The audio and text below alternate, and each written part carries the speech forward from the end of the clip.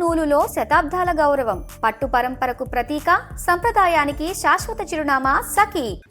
నమస్కారం అండి, సుమన్ టీవీకి స్వాగతం. నేను గీతాంజలి. ప్రస్తుతం మనతో పాటు ఉన్నారు జగదాంబ త్రిశక్తి పీఠాధిపతులు తాళ్ళూరి బనారస్ బాబు గురూజీ. వారితో మాట్లాడి ముఖ్యమైన విషయాలు, చాలామంది కామెంట్స్లో అడుగుతున్న విషయాలు నెగిటివ్ ఎనర్జీస్ గురించండి. ఎన్నో ప్రశ్నలు వస్తూ ఉన్నాయి. మేము ఎలా గుర్తించాలండి, పలానా వాళ్ళకి ఇలా జరిగింది, మేము వాటి నుంచి బయటపడొచ్చా, అసలు గుర్తించవచ్చా, ఎవరిని సంప్రదించాలి, ఇలా చాలా ప్రశ్నలు అడిగారు. మీరు అడిగినటువంటి కామెంట్స్లో అడిగిన క్వశ్చన్స్కి ఇవాళ సమాధానాలు తెలుసుకుందాం గురుగారి ద్వారా. నమస్కారం గురుగారు. శ్రీమాత్రే నమః. శ్రీమాత్రే నమః. గురుగారు, మీ అనుభవంలో ఎన్నో సమస్యల్ని చూశారు, వాటిని పరిష్కరించారు.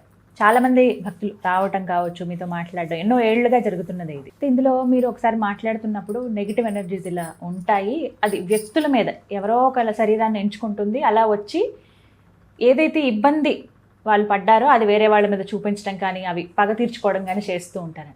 మీకు ఆ క్రమంలో బాగా ఇది చాలా కష్టతరంగా ఉంది, ఈ నెగిటివ్ ఎనర్జీని, దుష్టశక్తుల్ని తరిమేయలేకపోతున్నాము అని మీకు బాగా ఛాలెంజింగ్గా కొన్ని ఉంటాయి కదండి.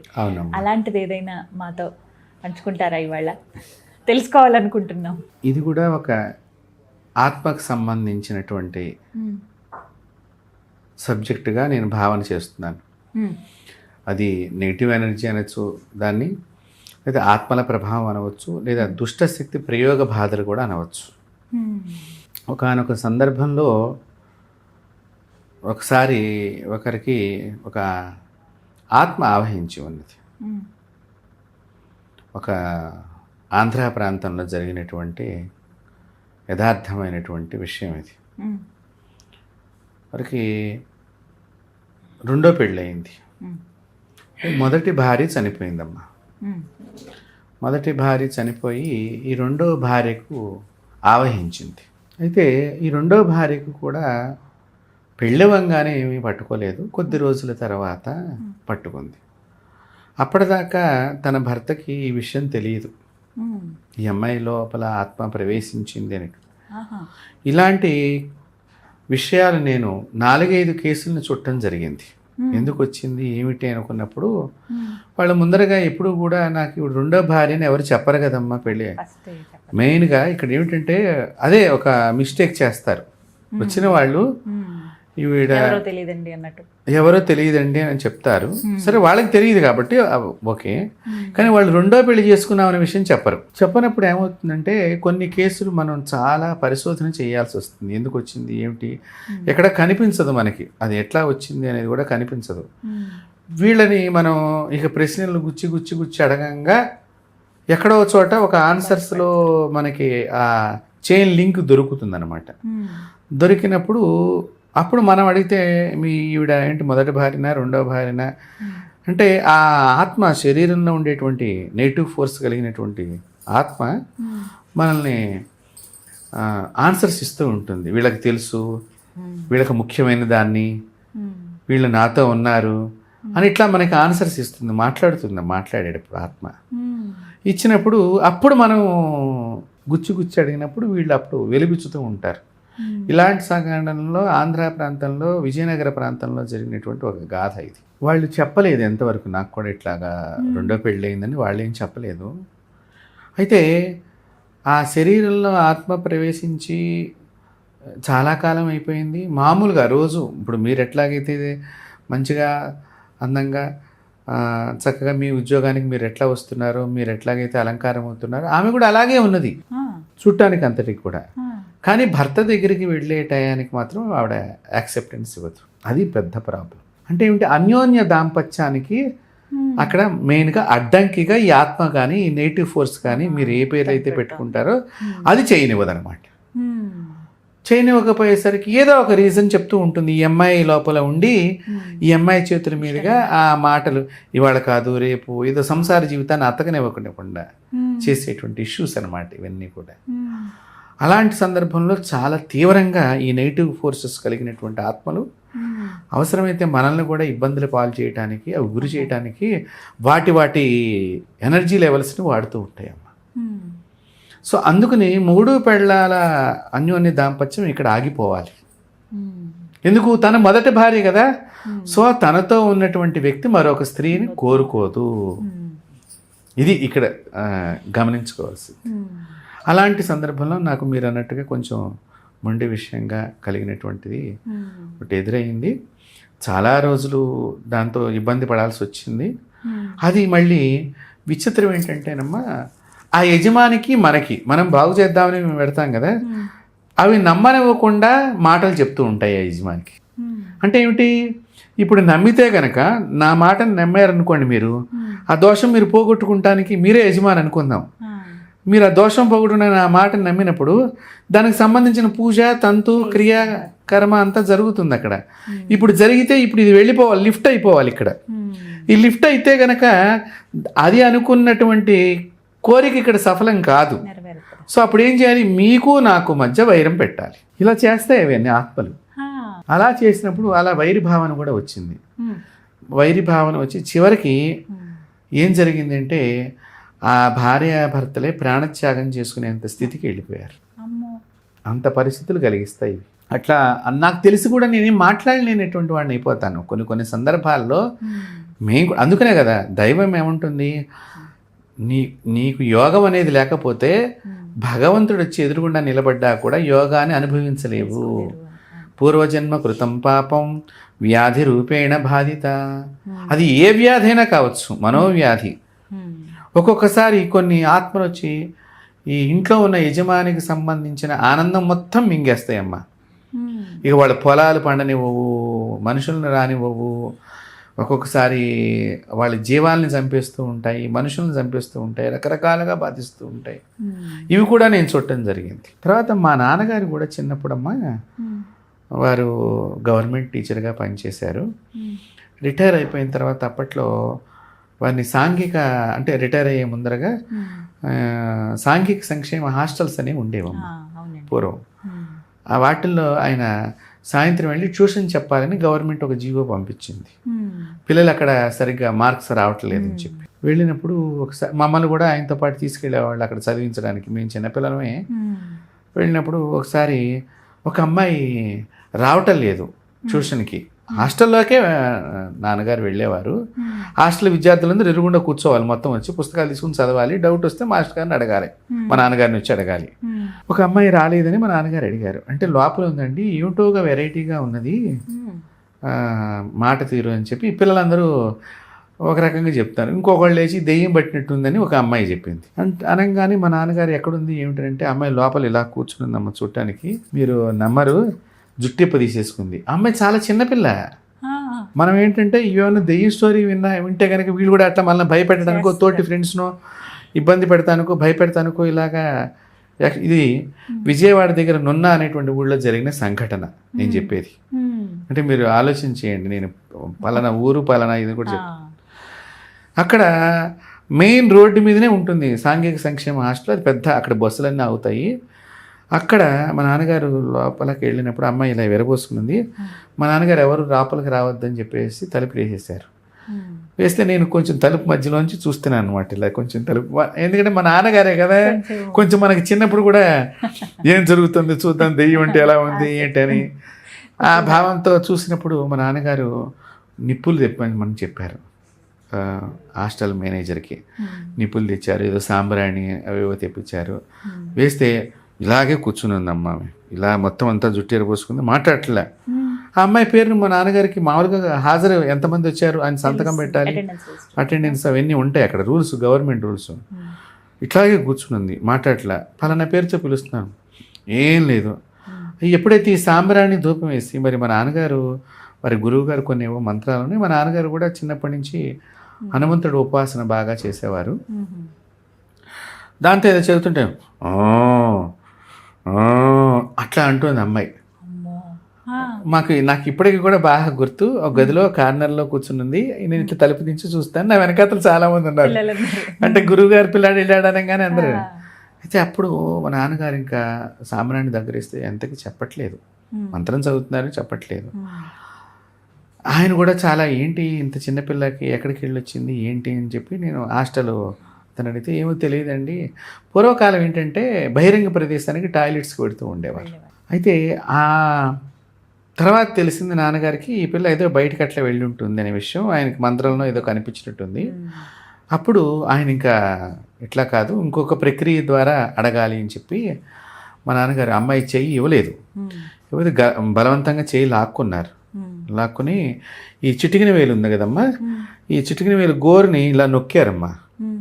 నొక్కి ఏదో మంత్రం చదువుతున్నారు. అయితే తర్వాత నాకు తెలిసింది అది పలానా దేవుడిది మంత్రం చదివారు అనేది తెలిసింది.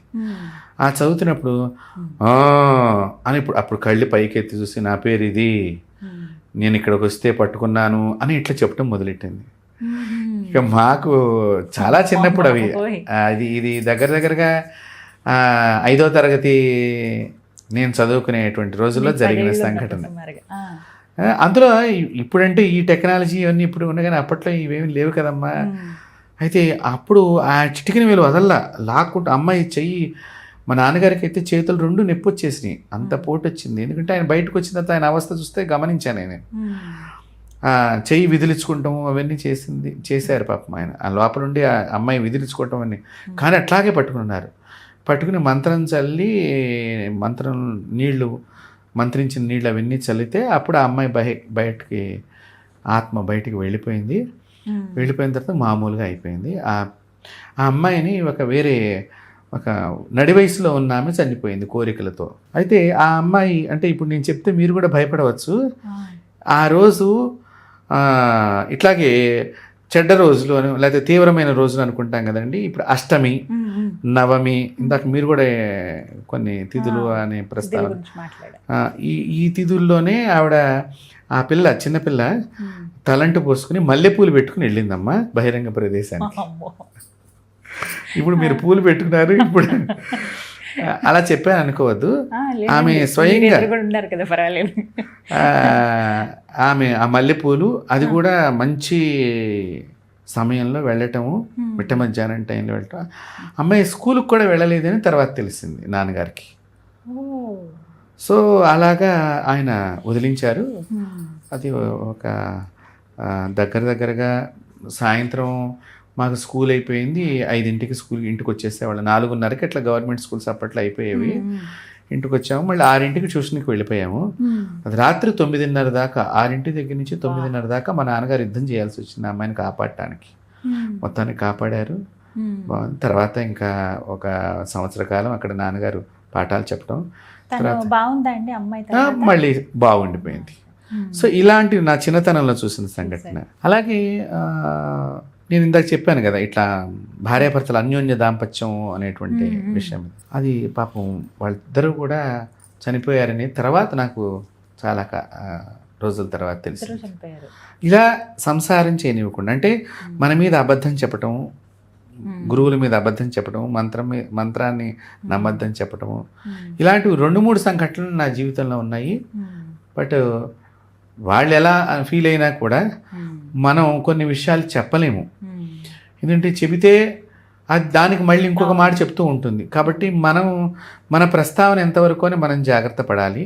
లేకపోతే మనం కూడా కొన్ని ఎదురు దెబ్బలు తగులుతాయి మనకు కూడా అమ్మా. అలా కూడా ఉంటాయి, అవి ఏమైనా చేయగలుగుతాయి. అందుకని మనం సైలెంట్ అవ్వాలి. మన గురించే చెడు చెప్తాయి, మన గురించే చెడ్డ మాటలు చెప్తాయి. ప్లస్ మంత్రం వేసేటప్పుడు కూడా దాని పద్ధతులు ఉంటాయమ్మ. ముందర సాత్వికంగా అడగటం, కొంచెం తర్వాత అంటే సామధాన దండోపాయాలు అన్నట్టుగా ఉంటాయి కదా, దీనిలో కూడా అలా పద్ధతులు ఉంటాయి. దండోపాయం అంటే ఇది కర్ర పెట్టుకుని కొట్టడం కాదమ్మా, మంత్ర తీవ్రతని చేయటం. అక్కడ చాలామంది అనుకుంటారు ఏదో వేపండ్లతో కొడతారు, కర్రలతో కొడతారు, అది తప్పు పద్ధతి. దానివలన ఈమె శరీరానికి బాధ కలగటమే తప్ప మనం చేసే దానివల్ల ఉపయోగం లేదు. అది కాదు అసలు శాస్త్రం చెప్పింది. మంత్రాల్లో తీవ్రతని పెంచడం, తీవ్ర దేవతా మంత్రాలు చేయటం, అక్కడ ప్రయోగించడం, అక్కడ మంత్ర ప్రయోగం అనేటువంటిది. అప్పుడు తప్ప అట్లాగా చేసినప్పుడు ఏమవుతాయి అంటే అవి తట్టుకోలేక మనల్ని డామినేషన్ చేద్దాం అన్నట్టుగా మనకు కూడా ఏదైనా అపాయం చేయవచ్చు. సో ఇది తెలిసి ఉండాలి. ఈ మంత్రాలు వేసేటువంటి వారికి అవి అపాయం చేస్తాయో లేవని కూడా వీళ్ళు కూడా ఆలోచన చేసుకోవాలి. అందుకని చాలా ప్రశాంతంగానే వాటితో మనం మాట్లాడుతూ ఉండాలి. ఆ మాట్లాడినప్పుడు చెప్తూ ఉంటాయి. కాబట్టి ఇలాగ వాళ్ళు తర్వాత కొద్ది రోజుల తర్వాత ఏదో అయిపోయారని చెప్పి తెలిసింది. బాధపడ్డాను, అయ్యో అని. అంటే మనం కాపాడగలిగే స్టేజీలో చేయగలిగిన సహాయం కూడా వాళ్ళు చేయించుకోలేకపోయారే అనేటువంటిది ఒకటి ఉంటుంది. అలాగా ఇంకొకటి, మా చిన్నతనంలో మా అమ్మగారు చెప్పారు, పక్కన ఎవరికో ఇట్లా ఆత్మ పట్టినప్పుడు గర్భిణీ స్త్రీకి అంటే పిల్లలు లేని ఆవిడ చనిపోయింది. మా అమ్మగారు చెప్పారనమాట. ఆవిడ చనిపోయి పక్కింట్లో ఎవరికో గర్భం వస్తే వాళ్ళకి పట్టిందిట. ఈ జంగా అతను ఒక అతను రోజు రావటము, ఈ వచ్చిన అతను భిక్షకు వస్తే కనుక లోపలికి రానిచ్చేది కాదట. అతను పడిపోతూ ఉండేవాట. మా అమ్మగారు చెప్పేవారు. పడిపోతుంటే ఏంటి ఎట్లా పడిపోయాడు అనుకుంటుంటే, వీళ్ళు ఏదో వేషాలు వేస్తూ ఉంటారు, ఏదో 5-10 రూపాయల గురించి అన్నట్టుగా అనుకుంటాం కదా ఎవరైనా కూడా. అతను అన్నట్టు కాదమ్మా, వీళ్ళ ఇంట్లో ఆత్మ ఉన్నది, అది పిల్లని ఇచ్చేస్తుందండి. తర్వాత పుట్టిన పిల్ల చాలా నోరంతా పుండైపోయి ఇవాళ రేపు చచ్చిపోయేటట్టుగా అలా పుట్టిందంటమ్మా. మా అమ్మగారు చెప్పారు. అతను చెప్పిన మాట వాస్తవమేనని తర్వాత మా అమ్మగారికి, అంటే ఈ మామూలుగా సహజంగా ఆడవాళ్ళు కొంత మాటల సమాచారంలో తెలుసుకుంటారు కదా, అలాగా ఒక సంఘటన. కాబట్టి ఇవి ఆత్మలు ఎవరినైనా పట్టుకుంటాయి, ఎట్లాగైనా పట్టుకుంటాయి. అంటే ఆ కర్మ కూడా వీళ్ళకి రాసి ఉంటుంది. వీరి జాతకంలో దీని ద్వారా ఇలా బాధపడాలి అనేటువంటిది. నెగిటివ్ ఎనర్జీ అనేది రకరకాలుగా ఉంటుంది. దానికి రోజులు వేరుంటాయి, తిథులు వేరుంటాయి. వాటిల్లో ఇవి చాలా తీవ్రంగా పనిచేస్తాయి. సుమారుగా ఎన్నేళ్ళ నుంచి గురువుగారు మీరు ఈ విధంగా, ఇది ఒక సర్వీసే చెప్పాలంటే? అవును, అంటే మేము ఎక్కడా కూడా దీనికి డబ్బు తీసుకోమమ్మా. అవునండి. వారు వచ్చి బాధని చెప్పినప్పుడు మేము డబ్బు తీసుకోం. వారేదో బాధ తొలగిపోయిన తర్వాత వారు సంతోషంగా ఏదో దక్షిణగా గురువుగారు మీ వల్ల మేము ఆనందం పొందామని వాళ్ళు ఇవ్వటమే తప్ప, మెయిన్గా మా సర్వీస్ని ఎప్పుడూ కూడా ఆర్థికంతో ముడిపెట్టి నేను ఇంతవరకు ఏ సర్వీసు చేయలేదు. అయితే కొన్ని హోమాలు చేయాల్సి వస్తుంది. ఇక్కడ గమనించుకోవాలి, కొంతమంది బ్రాహ్మణులు పెట్టాల్సి వస్తుంది. అప్పుడు ఆ బ్రాహ్మణులకు దక్షిణ ఇవ్వాలి కదమ్మా. అది వారు ఆ హోమం చేయాలి. కాబట్టి ఆ హోమం చేయాలంటే నేను ఎవరినో మనుషులను పంపించడమో లేదా మీరు మనుషులను తెచ్చుకోవటమో. ఇప్పుడు ఇక్కడ కూడా చాలామంది అనుకుంటారు మేము తెచ్చుకోవచ్చు కదా, మేము పెట్టుకోవచ్చు కదా, తక్కువలో అంటే ఆ మంత్ర సాధన చేసినటువంటి బ్రాహ్మణే కావాలి మళ్ళీ అక్కడ కూడా. లేకపోతే ఆ బ్రాహ్మణ్ణి కూడా ఒక్కొక్కసారి అక్కడ లిఫ్ట్ చేస్తాయి అవి. అంటే ఎట్లాగంటే వాళ్ళకి మాట్లాడితే బాత్రూమ్స్ అవటము, మోషన్స్ అవటము, వామిటింగ్స్ అవటము, పూజ దగ్గర కూర్చొని ఇవ్వకుండా కదిలించటము ఇత్యాది విషయాల్లో ఉంటుంది. వాంతులు అయిపోతూ ఉంటాయి, జ్వరం వచ్చేస్తుంది, మూలిగి పడిపోయి ఉంటారు ఇంట్లో. తర్వాత ఈ పూజ అని తెలిసిన తర్వాత రావాలి అన్నా కూడా బ్రాహ్మణులు కూడా భయపడతారు కదా, ఇట్లా ఎవరికన్నా అయింది. కాబట్టి దాన్ని సాధన చేసుకున్న బ్రాహ్మణులు, కాస్త ఆ విధంగా చేయగలిగిన సమర్థత ఉన్న బ్రాహ్మణులు మా దృష్టిలో ఉంటారు. కాబట్టి వాళ్ళని అక్కడ అపాయింట్మెంట్ చేస్తాం, వీళ్ళ చేత చేయించండి ఇట్లాగా అని చెప్పి తెలిసిపోతుంది. హోమగుండం దగ్గర కూడా ఒకసారి హైదరాబాద్లోనే ఒక ఇంట్లో ఒక ఆడపిల్లకి ఆత్మ ప్రవేశించిందమ్మా. హోమగుండం దగ్గర ఆమెకు ఆత్మ మామూలుగానే అది ఆ హోమగుండంలో దూకపోయింది. అంటే ఏంటి, భయపెట్టడానికి అనమాట. దూకపోవటం అంటే ఆ ఇటుకల్ని కాలుతో తనటం. అంటే ఏంటి, అక్కడ పవిత్రాన్ని అపవిత్రం చేయటం దాని లక్షణం. సో అప్పుడు ఆ పాపం మనకి సంప్రాప్తం అవుతుంది. దాని ఆలోచన ఎట్లా ఉంటుంది. వీటిల్లోనమ్మా ఇప్పుడు ఇందాక చెప్పాను, మొదటి భార్య ఇతను ఆవహించిందని చెప్పి. కొంతమందికి ఇంట్లో తాతలు ఆవహించిన వాళ్ళు ఉన్నారు. మంచి చేస్తారు కదండి, చెడు చేస్తారా అంటే ఏదో గొడవ ఉంటుందమ్మా. ఇప్పుడు ఇక్కడ ఏంటంటే అదే అంటున్నా, వీళ్ళు అలా ఉంచేస్తుంటారు. వీళ్ళు విషయాలు దాచేస్తారు. దాచినప్పుడు పగతో రకరకాలుగా మనిషి ఎప్పుడు కూడా మనసు శుద్ధంగా ఉండాలని చెప్పింది. ఆ మనసే మొత్తం అన్నిటికీ ప్రమాదాలకి వలయం అవుతుంది. అందుకని మనస్సుని ఎప్పుడు కూడా మీరు బాగా గమనించుకోండి. మీరు ఇంట్లో రుద్రాభిషేకం చేసినప్పుడు వాడు బ్రాహ్మణులు వచ్చి ఒక రుద్రాభిషేకం మేము చేయించుకుంటాం అన్నప్పుడు మగవాడి చేత చేయిస్తారు. మొత్తం ఒక తంతు ఉంటుంది అక్కడమ్మా. ఏమిటి, శివ సంకల్పమస్తు అన్నప్పుడు ఈ బిల్వదళము శివలింగము ఈ గుండెల దగ్గరికి ఇలా పెట్టుకుంటాము. ఇది ఒక ప్రక్రియ చేయిస్తూ ఉంటారు. ప్రతి మంత్రానికి ఇలాగా ఒక 5-6 సార్లు ఆ మంత్రం చెప్పిస్తూ ఇలా అంటే శివుడు నీ హృదయం లోపలికి రావాలి, నీ హృదయం లోపలికి రావాలి అన్నట్టుగా. అంటే ఇక్కడ ఆ మాదిరిగా మనసు కనుక శుద్ధంగా లేకపోతే ప్రమాదాలను మన చేతులతోనే మనమే చేసుకుంటాం. మరి తాత ఎందుకు పట్టాడో తెలియదు ఆ పిల్లకి, ఈ తండ్రికి కూడా ఎందుకు పట్టాడో తెలియదు. ఇప్పుడు ఆ విషయం పట్టిన విషయం చెప్పామనుకోండి ఇక్కడ ఉన్న కొడుక్కి, ఇప్పుడు వాడికి పిండం పెట్టకుండా ఉంటాడు రేపటి నుంచి. అదొక ప్రమాదం. మాకు ఎన్ని సమస్యలు ఉంటాయంటే చాలామందికి తెలియదు ఈ విషయాలు. ఇప్పుడు మీరు అడిగారు కాబట్టి ఇప్పుడు మేము చెబితేనేమో వీడ ఇంకో రకంగా తీసుకుంటాడు, ఎందుకు వీడికి కక్ష ఉంటుంది, నా కూతురు మీద పట్టావా, నా కొడుకును పట్టావా అని వీడికి కక్ష ఉంటుంది. ఇప్పుడు నేను వీడికి ఎందుకు పెండం పెట్టాలి, సచిన్ అన్న పిల్లని ఏడిపించాడు కదా అనే చేస్తా వీడు ఉంటాడు. మేము అలా చెప్పం. ఆయన ఎందుకు పట్టాడు అనేది ఆయన లోకానికి వెళ్ళిన తర్వాత ఆయనకు తెలిసింది ఎందుకు పట్టాలనే విషయం. కాబట్టి నీ లోకంలో నువ్వేం చేయాలి తండ్రికి అనేది నువ్వు చెయ్యాలి. మాకు దాంతో విభేదించిన వాళ్ళు కూడా ఉన్నారు కొన్ని సందర్భాలు. మీరు చెప్పేదంతా వాళ్ళ సైడే ఇప్పుడు వాళ్ళ సైడ్ మాట్లాడతారు, మా సైడ్ మాట్లాడతారని పక్కన పెడితే నీ పిల్ల బాధపడుతోంది, ఈ బాధకు మార్గం చెప్తాం. ఇక్కడ దీన్ని నువ్వు ఎలా తీసుకోగలగాలో అది తీసుకోవాలి. ఇలాగా ఉంటారమ్మ కొంతమంది, తాతలు పట్టిన వాళ్ళు ఉన్నారు. అమ్మో ఎట్లా ఉంటారు.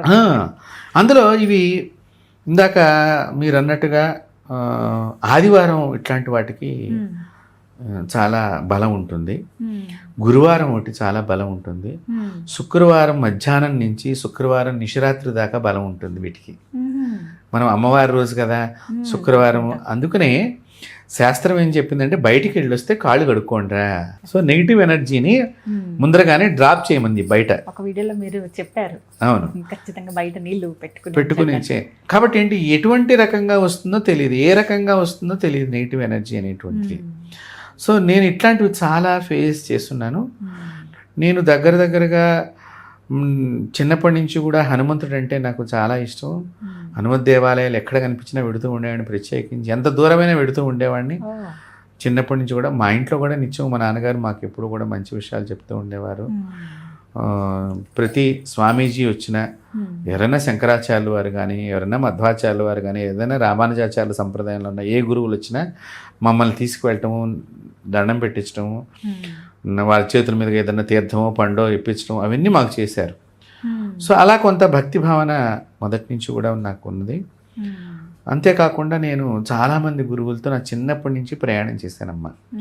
దిగంబర స్వామీజీలను చూశాను, మాతాజీలను చూశాను, దత్త సంప్రదాయంలో ఉన్నవాడిని, అఘోర సంప్రదాయం ఉన్నవాడిని, శాక్తేయుల్ని, శంకర సంప్రదాయం ఉన్నవాడిని, మధ్వ సంప్రదాయం, అన్ని సంప్రదాయంలో ఉన్న గురువుల దర్శనం నేను చేసుకున్నాను, ఇప్పటికీ కూడా చేసుకుంటాను. కాబట్టి సాధనాక్రమం మనకు మా గురువులు ఇచ్చినటువంటి మంత్ర సాధనాక్రమంలో ఒక్కొక్కసారి ఒక్కొక్క మంత్రం చేస్తుంటే ఇంకొక దేవత వచ్చి మా ఎదురుగుండా నిలబడ్డ సందర్భాలు కూడా ఉన్నాయి. అంటే దాని అర్థం అంటే ఉదాహరణకి ఇప్పుడు మేము రాముల వారిని పూజ చేసాం అనుకోండి, రాముల వారు రారు, ఇంకో అమ్మవారు వచ్చి నిలబడుతుంది అక్కడ.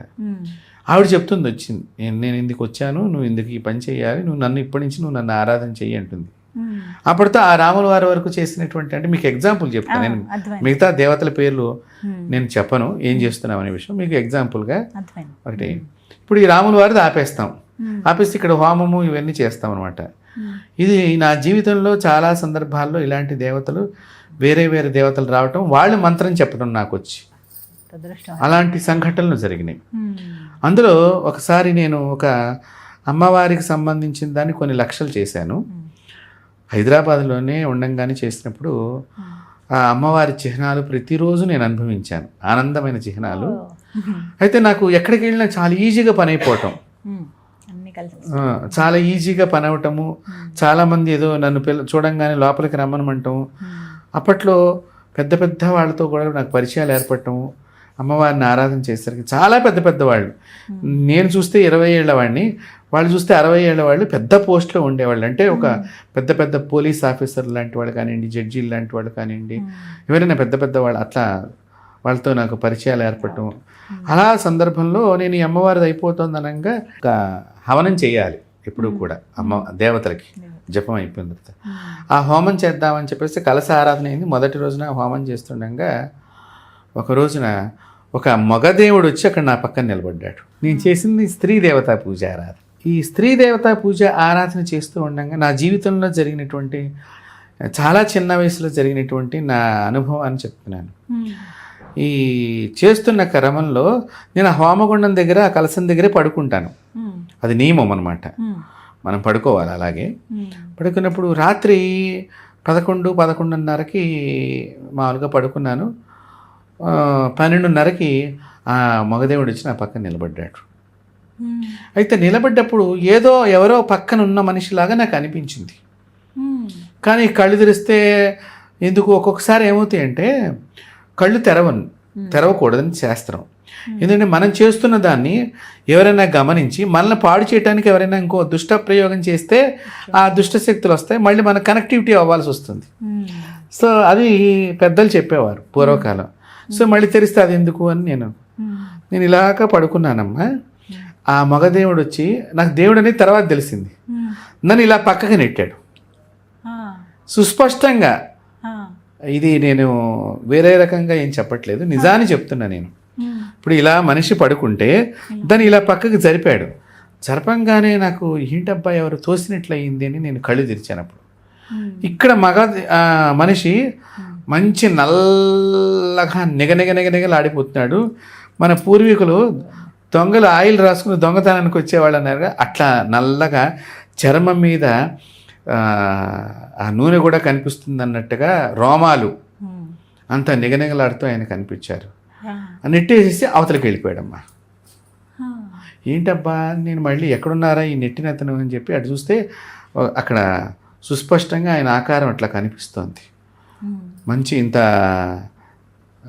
శరీరం, కాళ్ళు చేతులు లావుగా బలిష్టంగా ఉన్నటువంటి వ్యక్తి. సరే బాబు, ఇదేదో మనకి ఇప్పుడు మనం దాని గురించి సెర్చ్ చేయటం మంచిది కాదు, ఎవరైనా ఏదైనా చేసి ఉండొచ్చు, అందుకు ఇది ఏమైనా వచ్చిందో అని నేను మళ్ళీ కళ్ళు మూసుకుని ఉన్నాను. కళ్ళు మూసుకుని ఉండగానే మళ్ళీ జరిపాడు. మళ్ళీ జరిపేసరికి మళ్ళీ సేమ్ అదే ప్లేస్కి వెళ్ళి అక్కడ నిలబడ్డాడు. ఇదేంటి ఇట్లా ఉందని చెప్పేసి నేను లేచాను, కూర్చున్నాను, అమ్మవారిని స్మరణం చేసుకున్నాను. ఏదో నా దగ్గర ఎందుకైనా మంచిది, సేఫ్టీ ప్రికాషన్స్, మనకి మంత్రంలో ప్రయోగాలు సేఫ్టీ ప్రికాషన్స్ కొన్ని ఉంటాయి. ఈ క్రమంలో నేను అవన్నీ కూడా చేసుకున్నాను, పడుకున్నాను. కానీ మళ్ళీ వచ్చి జరిపాడమ్మా మూడోసారి. ఆ మూడోసారి జరిపిన తర్వాత ఆయన మొదటి 2 సార్లు ఎక్కడున్నాడు అక్కడ లేకుండా కరెక్ట్గా నా తలవైపున ఉన్న హోమగుండం దగ్గర హోమగుండంలో వచ్చి నిలబడి ఉన్నాడు. అప్పుడు నాకు అర్థమైంది, ఈయన వేరే వాళ్ళు పంపించింది కాదు, అమ్మవారే నా గురించి ఈయన పంపించింది అని నాకు అర్థమైంది. సో ఈలోగా నాకు ఆన్సర్స్ ఇచ్చేసింది అమ్మవారు. అయితే మామూలుగా దండం పెట్టుకున్నాను, మళ్ళీ పడుకున్నాను, ఆయన వెళ్ళిపోయాడు. వెళ్ళిపోయిన తర్వాత నాకు కొద్ది రోజుల తర్వాత 3 సార్లు పెద్ద ప్రమాదాలు తప్పినాయి. సో అప్పుడు నాకు అర్థమైంది, ఈ మగదేవుడు ఎందుకు వచ్చాడు ఈ ప్రమాదాన్ని కాపాడటానికి. ఒకసారి నేను కూకట్పల్లి దగ్గరమ్మా, నాకు ఇదివరకు బ్లూ కలర్ ఇండికా కారు ఉండేది, అప్పుడు కొత్తగా వచ్చింది అది ఇండికా V2 అని చెప్పి కొత్త మోడల్లో వచ్చినప్పుడు ఆ బ్లూ కలర్ కారు కొనుక్కున్నాను. అప్పుడు అది కూకట్పల్లి దగ్గరమ్మా 20 చక్రాలు ఉండే వెహికల్ కిందకి నా కారు వెళ్ళిపోయింది. సడన్గా డ్రైవర్కి ఏమైంది, అసలు చాలా జాగ్రత్తగా ఉంటాడు డ్రైవర్ కూడా, ఎందుకు జరిగిందో అతనికి తెలియదు, సడన్గా వెళ్ళిపోయాడు. కారు బానెట్ లెఫ్ట్ సైడ్ ఉండే డోర్లు 2 తొక్కబడిపోయి నేను రైట్ సైడ్ డోర్ నుంచి బయటకు వచ్చేసాను, డ్రైవరు అంతా కూడా. అదొకసారి జరిగింది. అలాగే అబిడ్స్లోనమ్మా ఒకసారి నేను ప్రయాణం చేస్తే ఎక్కడికో వెడుతున్నాను, అబిడ్స్కి ఇంకా అక్కడ పోస్ట్ ఆఫీస్కి యువతలుగా సెంట్రల్ పోస్ట్ ఆఫీస్ ఉంటుంది, దాని యువతలుగా ఆ ఆటోలో పెడుతున్నాను, తొందరగా వెళ్ళాలని చెప్పి. కార్లు అయితే కనుక తొందరగా మనకి పెద్దగా ఉంటాయి వెళ్ళటానికి, ఆటో బుక్ చేసుకుని నేను వెళ్ళిపోతున్నాను. వెడుతుండగా సడన్గా ఏమైందో తెలియదమ్మా, ఆటో అంతటికి ఆటో ఇట్లా బొక్కబార్లో పడిపోయింది. పాపం వాడు స్పీడ్గా కూడా లేడు, ఎందుకు జరిగిందో తెలియదు మనకి. మిరాకిల్గా ఆ సంఘటన జరిగింది.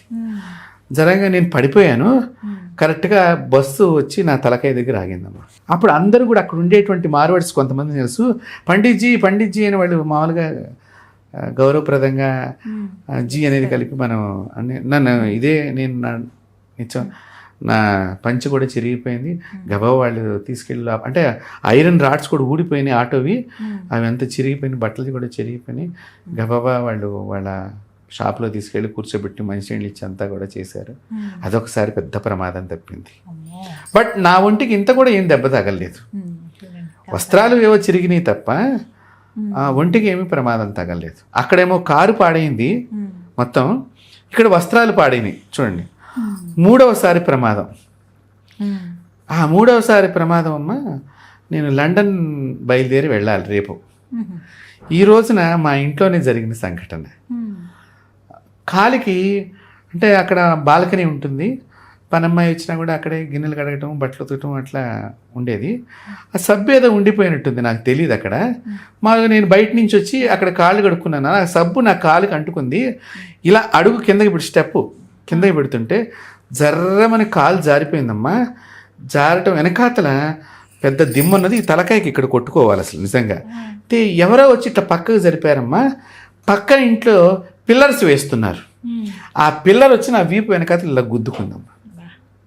మరుసటి రోజు నా లండన్ ప్రయాణం. ఇది ఒక సంఘటన. వెళ్ళారండి నేను ఆ రోజు చాలా బలమైన దెబ్బ తగిలింది, ఈ గూడంతా కూడా చాలా పోటు వచ్చింది. డాక్టర్ దగ్గరికి వెళ్ళాను, ఆయన ఇంజక్షన్ ఇచ్చారు. ఇట్లా వెళ్ళాలని అన్నీ మరి టికెట్స్ అంతా కూడా బుక్ అయిపోయినాయి. అందులో వాళ్ళు చాలా టికెట్స్ మరి అప్పట్లో ఇంకా ఇది జరిగి కూడా చాలా కాలమైంది, 2009లో నేను చెప్పిన సంఘటన. అట్లా మళ్ళీ నాకు ఒక క్షణంలో నేను రిలీఫ్ అయిపోయాను. లండన్ వెళ్ళాను, ఓ 4 రోజులు ఉన్నాను. వస్తున్న సందర్భంలో మళ్ళీ ఇంకొక ప్రమాదం. మన హైటెక్ సిటీ దగ్గర మామూలుగా బస్సులు, ఎయిర్పోర్ట్ నుంచి బస్సులు వచ్చి అక్కడ ఆగిపోతూ ఉండేవి. నేను అక్కడి నుంచి కారు మాట్లాడుకుని వచ్చేవాడిని, ఎందుకంటే నేను ఎక్కడికి వెళ్ళినా డబ్బులు ఎంత తక్కువగా జాగ్రత్తగా ఖర్చు పెట్టాలి అనే ఆలోచనతో నేను ప్రయాణం చేస్తూ ఉంటాను. ఇంకొకరికి కూడా నేను అలాగే చెప్తాను, ఎవరికైనా కూడా ఖర్చును తగ్గించుకోండి అని చెప్తాను. తెల్లవారుజామున దిగాము, సరే లగేజ్ అంతా పక్కన పెట్టుకున్నాను. కార్లు ఏమున్నాయని పక్కన మారుతి వ్యాన్ ఏదో కనిపించింది నాకు. వాడిని వెళ్ళి పలానా చోటకు వస్తావా అని అడిగాను. వస్తానన్నాడు. సరే వాడు వెనక్కి తీసుకోరా కార్ అన్నాను. నేను యువతల నుంచి లగేజ్ పెట్టబోతున్నా, అక్కడ దిమ్మ ఉన్నదమ్మా కింద, చీకట్లో కనిపించలేదు. నేను ఆ దిమ్మ నా కాలికి దెబ్బ తగిలింది, ఇలా బొక్కబోర్లా ముందర పడితే నన్ను ఏ బస్సు అయితే ఎయిర్పోర్ట్ నుంచి తీసుకొచ్చి దింపిందో ఆ బస్సు టైర్కి వెళ్ళి నా తలకాయ కొట్టుకుంది. ఆ కొట్టుకుంటంలో నాకు ఇంకా కొట్టుకోలే, ఇంక అప్పటికి నాకేదో జరిగిపోతుంది అని నాకే అమ్మవారు చెప్పి నా చేతిలో ఉన్న సూట్ కేసుని ఇలా పడేసానమ్మా ముందరికి. పడేస్తే ఆ సూట్ కేసు మీదకి బస్సు టైర్ ఎక్కింది, నా తలకాయ వెళ్ళి బస్సును కొట్టుకుంది. సో ఒక దేవత సాధన చేస్తే ఇంకొక దేవుడు కాపాడిన దానిలో నా జీవితంలో ఇవి ఇట్లాంటివి చాలా మిరాకిల్స్. అంటే పాజిటివ్ ఎనర్జీ ఇక్కడ మనం గమనించుకుంటే ఇవి కాబట్టి మిరాకిల్స్ జరుగుతూ ఉంటాయి, చాలా అనుభవాలు ఉన్నాయి. ఒక్కొక్కసారి నెగిటివ్ ఎనర్జీస్ మొండిగా, ఇందాక చెప్పాను కదా, బంధాన్ని పోగొడతాయి, బంధుత్వాలను పోగొడతాయి, సంబంధాలను పోగొడతాయి, రకరకాలుగా చేస్తాయి. అందుకని నెగిటివ్ ఎనర్జీని ముందర మనం ఏదైనా టచ్ చేసే ముందర అది ఎట్లాంటిదని ఆలోచన చేసుకున్న తర్వాతనే దాన్ని టేకప్ చేయాలి తప్ప అంత తొందరగా ఏది పడితే అది మనం చేయకూడదు. అది చాలా గ్రేట్ గురువు గారు ఈ విషయంలో అయితే. అంటే ఎక్కడ తొణకకుండా ఇంకా అలా కంటిన్యూ చేస్తున్నారు. ఇట్లాంటివి మనం డబ్బుకు కనుక చేస్తే ఆ నెగిటివ్ ఎనర్జీ మన ఇంటిలో ప్రవేశించడానికి మనమే ద్వారాన్ని తెరిచినట్లు అవుతుంది. అంటే ఇప్పుడు కూడా ఇట్లాంటి వాటితో మనం వ్యాపారం చేయకూడదు. చక్కగా వివరించారండి. ఇంకా చాలా మాట్లాడాలి, మరొక ఎపిసోడ్లో మళ్ళీ మాట్లాడదాం. సంతోషం గురుగారు, ధన్యవాదాలండి. శ్రీమాత్రే. నూలులో శతాబ్దాల గౌరవం, పట్టు పరంపరకు ప్రతీక, సంప్రదాయానికి శాశ్వత చిరునామా సఖీ.